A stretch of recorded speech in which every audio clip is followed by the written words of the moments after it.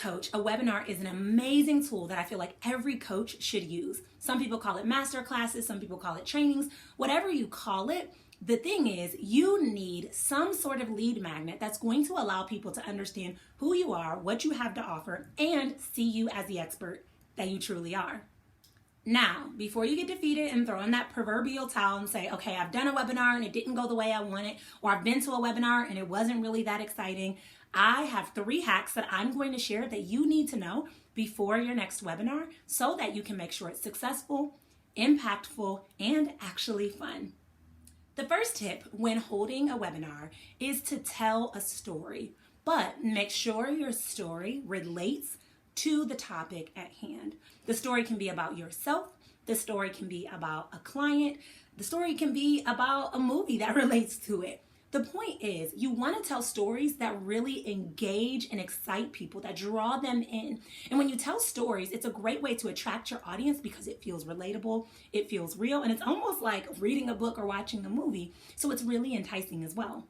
So consider a story that's related to your overall topic and practice telling it. Tell it to your kids, tell it to your spouse, tell it to your friends, share a little bit about it online and see if other people are engaged with it. And then determine how you can weave that into your upcoming webinar.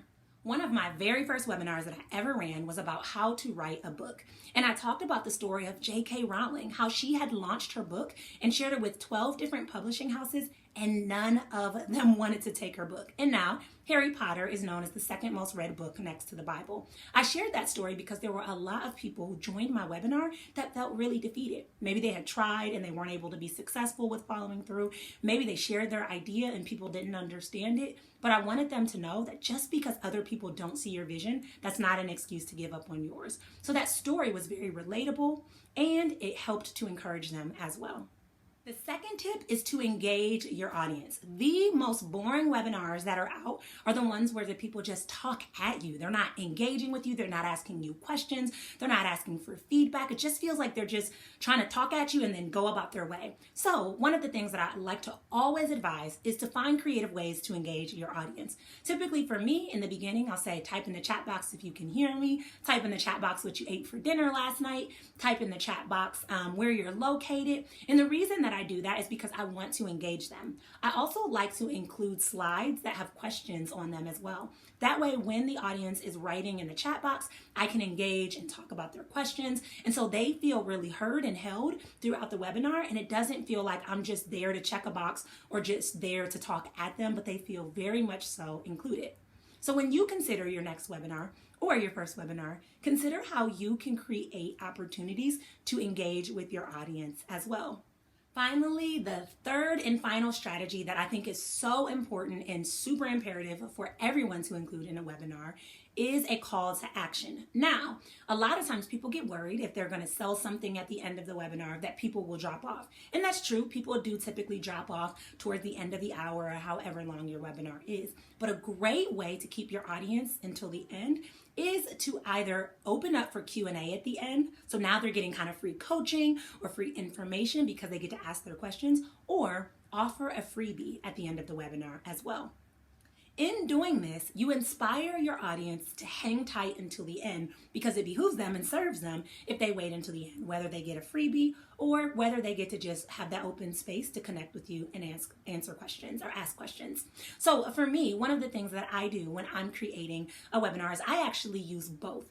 I say that I'll open up for Q&A at the end, so make sure that you hang tight because I want to be able to dive in and answer your questions. And I also say I will offer a free bonus for anyone who's a live viewer that hangs with me the entire time because I have tons of goodies and values to give.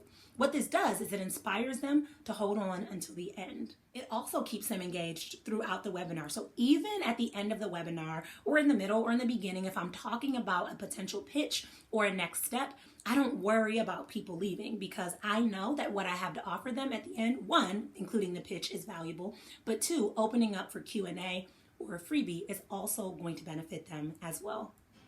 While webinars have once felt extremely overwhelming, they don't have to feel that way anymore. The hacks and tricks that I shared with you today are what some of the most world-renowned and top presenters use to not only engage and entice their audience, but to make sure that they really have their attention from the beginning to the end. So I challenge you to consider the way in which you can build these things in to your webinar so that it, in the long run, can be as successful as you desire and deserve. If you're looking for more tools and strategies and support to increase your success as a coach, I have just the thing for you. If you use the link below, you can get access to my totally free Get Your Next Paid Client Now bundle, where I literally walk you through the process to not only increase your magnetism, but your impact and income as well. So definitely use the link below. It's totally free, and I look forward to seeing you there.